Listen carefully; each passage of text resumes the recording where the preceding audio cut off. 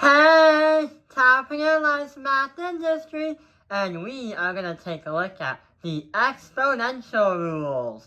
So, we've been taking a look at exponents in the past few units, and an exponent happens when you put a number right here, and you put an exponent right there. So we say 3 squared, or 3 to the power of 2. That is 3 times 3. If you say 4 to the power of 4, you would have to do 4 times 4 times 4 times 4. Or simply, we should say, you multiply the base by itself that many times. And when you're playing around with big numbers, that's where in mathematics, the exponents are very, very powerful. But what happens when we try to play around with the exponents? Like we add, subtract, multiply, divide, and etc. Well, what we're going to do is we're going to try to understand and learn if you were to do all that with exponents, what would happen. So, what we're going to do is, here's the first one. The top equation is kind of like a little formula to help you understand how it all works. The bottom equation is going to be an example.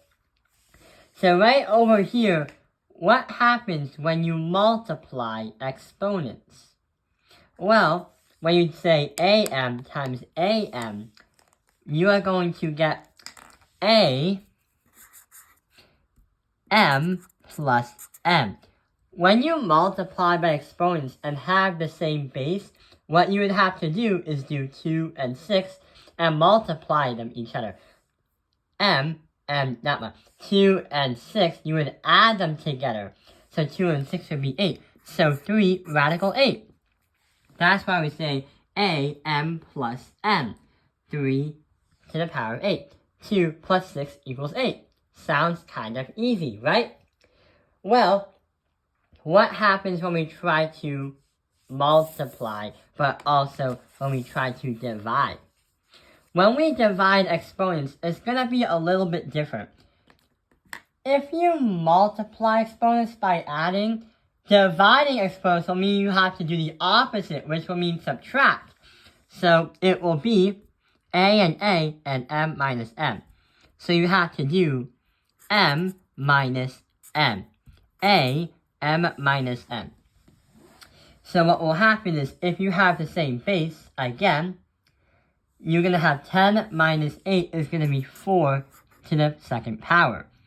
So that is going to be what happens when you divide the exponents. But what happens if you try to add or subtract the exponents? Like 3 to the 7th plus 3 to the 2nd. Or what happens if we do 3 to the 8th minus 3 to the 4th? Well, what you would have to do is put them in its actual number form and actually simplify them out. Which means there's no really any shortcut to do without using a calculator to add or subtract exponents. So that isn't really a shortcut. So if the last time we looked at dividing, what happens if we try to do more multiplying? So this example right here is very, very powerful, because let's see how big it actually gets. When you have 9 to the m, 9 to the m, and n, that's basically saying an exponent being squared by an exponent, or an exponent to the exponent. For example, we have 9 is m times m, so it's very, very powerful.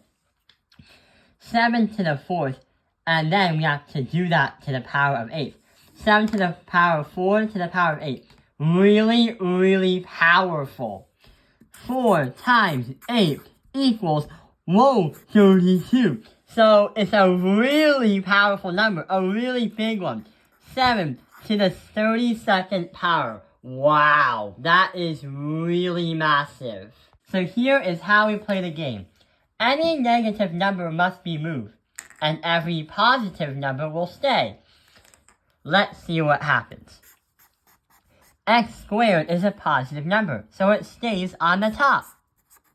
But we have y to the negative third, we have to move that to the bottom. So we're going to put y to the negative third to the bottom. B to the power of 4 is a positive number, so it stays where it is. C to the negative 8 is a negative number, so it has to move to the other side. We're going to say c to the positive 8. But wait, that is supposed to be a positive 3, because the mistake was every time you move an exponent, it's going to change its number. So positive to negative and negative to positive.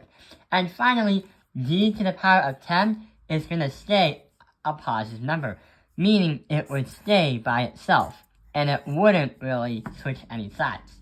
So yeah, that concludes the video. I hope this video has helped you understand the exponential rules. Thank you for watching Taipei Airlines Math Industry. Like and subscribe.